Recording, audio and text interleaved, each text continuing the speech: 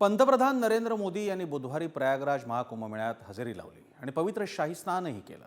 पंतप्रधान मोदींनी त्यासाठी जो मुहूर्त शोधलाय तो मुहूर्त मात्र कुंडली किंवा पंचांगातला कमी आणि राजकीय दृष्ट्या जास्त महत्त्वाचा होता असा अर्थ काढला जातोय, कारण आज दिल्लीमध्ये मतदान झालं। पाहूया त्याबाबतचा हा रिपोर्ट। भगव्या रंगाचं जॅकेट, गळ्यामध्ये निळा स्कार्फ, रुद्राक्षाच्या माळा आणि हातात जपमाळ। प्रयागराजच्या त्रिवेणी संगमावरचं पंतप्रधान नरेंद्र मोदींचं हे आध्यात्मिक रूप। तब्बल 144 वर्षांनी प्रयागराजमध्ये होणारा हा महाकुंभमेळा हिंदू धर्मीयांसाठी आस्था आणि श्रद्धेचं प्रतीक असलेला हा सोहळा। पंतप्रधान नरेंद्र मोदींनी बुधवारी सकाळी महाकुंभमेळ्यात शाही स्नान केलंय। प्रयागराजच्या त्रिवेणी संगमावर मंत्रोच्चारांचा घोष सुरू असताना मोदींनी एकट्यानंच गंगेमध्ये डुबकी मारली। यावेळी त्यांनी आपल्या हातांनी सूर्यदेवाला गंगा नदीच्या पाण्याचं अर्घ्य अर्पण केलं। त्यानंतर गंगा माता अर्थात पवित्र गंगा नदीला वंदन केलं। शाही स्नान आटोपल्यानंतर त्यांनी संगम तटावर गंगा मातेची पूजा अर्चा केली। गंगा मातेला दूध आणि साडी चोळी अर्पण केली आणि यावेळी उत्तर प्रदेशचे मुख्यमंत्री योगी आदित्यनाथ सुद्धा त्यांच्या समवेत उपस्थित होते। देशवासियांच्या कल्याणासाठी मां गंगेकडे प्रार्थना केल्याची माहिती पंतप्रधान मोदींनी सोशल मीडियाच्या पोस्टमधून दिली आहे। प्रयागराज महाकुंभात पवित्र संगम स्नानानंतर पूजा अर्चा करण्याचं परम सौभाग्य मिळालं। गंगा मातेचा आशीर्वाद प्राप्त झाल्यानं मनाला शांती आणि समाधान मिळालं। देशवासियांना सुख समृद्धी आरोग्य मिळावं आणि त्यांचं कल्याण व्हावं अशी मनोकामना व्यक्त केली। हर हर गंगे असं पंतप्रधान मोदींनी त्यात लिहिलंय। दरम्यान पंतप्रधान मोदींनी कुंभमेळ्यात शाही स्नानासाठी जो मुहूर्त निवडला त्यावरून राजकीय वर्तुळात जोरदार चर्चा सुरू झाली।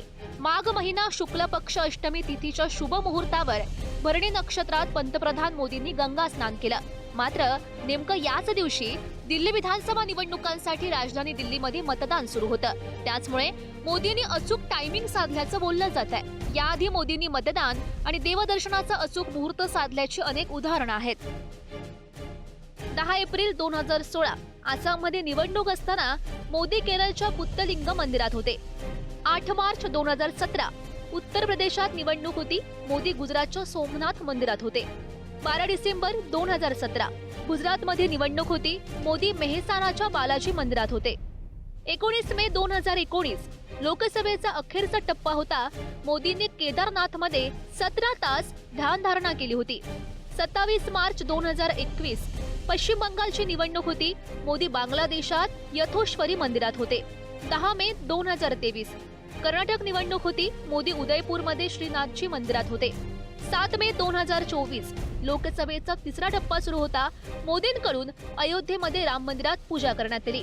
13 मे 2024 लोकसभेचा चौथा टप्पा होता। मोदी बिहारच्या पटना साहिब गुरुद्वारात पोहोचलेले होते।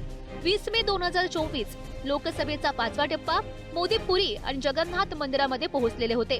1 जून 2024 लोकसभेचा अखेरचा टप्पा मोदींनी कन्याकुमारीमध्ये 45 तास ध्यान केलं होतं। 5 ऑक्टोबर 2024 हरियाणाची निवडणूक होती आणि मोदी वाशिममध्ये जगदंबा मंदिरात होते।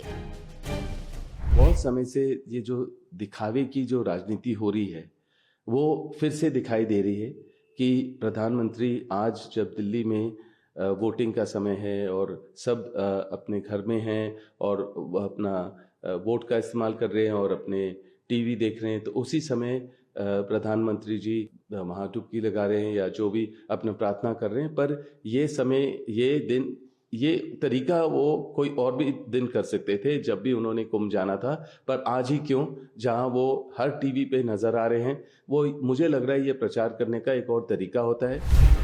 पौष शुक्ल एकादशी, पौष पौर्णिमा अर्थात मकर संक्रांत, मौनी अमावस्या, वसंत पंचमी, माघ पौर्णिमा आणि महाशिवरात्री हे यंदाच्या कुंभमेळ्यातल्या शाही स्नानासाठीचे पवित्र मुहूर्त। मात्र या सगळ्यापेक्षा भारी मुहूर्त शोधून काढला तो पंतप्रधान नरेंद्र मोदींनी। त्यामुळे चर्चा तर होणारच। ब्युरो रिपोर्ट, पुढारी न्यूज।